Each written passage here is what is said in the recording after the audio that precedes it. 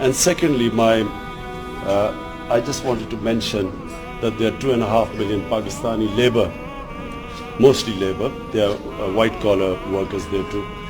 And I just want to say, Your Highness, that these are people very close to my heart. They are very special people who leave their families, who take all the trouble just to go away to earn a livelihood for their families.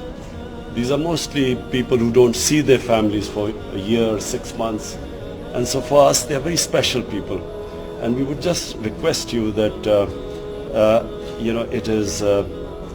it is something which will please the Almighty if we can just treat them. There are some 3,000 prisoners there, and we just would like you to bear in mind that they are poor people who have left their families behind. So just a request that these are very special people for us, this labor.